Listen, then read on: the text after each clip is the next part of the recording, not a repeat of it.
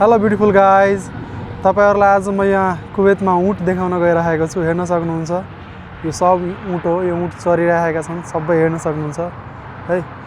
हेर्नु त्यहाँसम्म छ, लास्टसम्म छ है। हेर्न सक्नुहुन्छ, यता पनि छ, यता पनि छ है। हेर्न सक्नुहुन्छ। हेर्नु साथीहरु, हैन यहाँ के छ भनेपछि हैन कुवेतमा यो ऊँट चराउने मान्छेहरु पनि हुन्छन् के एकजना ऊँट चाहिँ हेर्नु त्यहाँ त्यो घरमा ऊँट चराउने मान्छे एकजना बसिरहेको छन् हैन। हैन हाम्रै एसियन होला कोही है, भन्न सकिदैन एक्ज्याक्ट कहाँको हो भनेर, बट हेर्न सक्नुहुन्छ साथीहरु यहाँ ऊँट चराइरहेछ। भित्र जान मिल्दैन है, भित्र जान मिल्दैन हैन, भित्र जान मिल्दैन। खास गरेर म यहाँ आज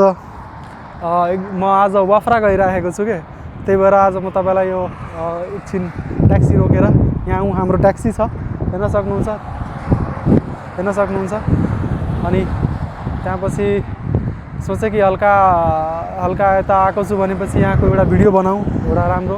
हेर्न सक्नुहुन्छ यो चाहिँ घेरा आएको छ, किनकि ऊँट किनकि यो हाइवे हो, यो मेन हाइवे हो, किनकि यो सिटीसँग कनेक्ट गर्छ यो है। यो हेर्न सक्नुहुन्छ यो हाइवे एकदम यो सिटीभन्दा धेरै, यो मोर देन 70 किलोमिटर अहिले हामी टाढा छौँ र अझ हामी 50 किलोमिटर अझै जानेछौँ है।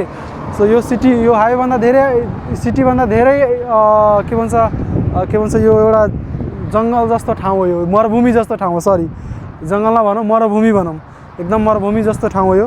हेर्न सक्नुहुन्छ यहाँ ऊँटहरू चरिरहेका छन्, हेर्न सक्नुहुन्छ। र भित्र जान एलाउड छैन किनकि यो घेरा छ। ऊँट पनि यता आउनु मिल्दैन किनकि हाइवे छ। यता ऊँट आयो भने ठोकिन सक्छ, लड्न सक्छ हैन, त्यही भएर यता आउनु मिल्दैन। हेर्न सक्नुहुन्छ साथीहरु। र यो वायर हेर्न सक्नुहुन्छ, यो हाम्रो गाउँतिर पनि यस्तै हुन्छ हैन। यहाँ एकदम पुरानो मोडलले या यो के भन्छ इलेक्ट्रिसिटी हैन प्रभाव गरिएको छ, हेर्न सक्नुहुन्छ है। यहाँ तपाई एउटा पनि बस्ती हेर्नु भयो, एउटा पनि बस्ती यहाँ तपाई हेर्नु हुँदैन। हेर्नुस् पुरै यसमा खाली मरुभूमि जस्तो ठाउँ छ यो, पुरै मरुभूमि जस्तो ठाउँ छ यो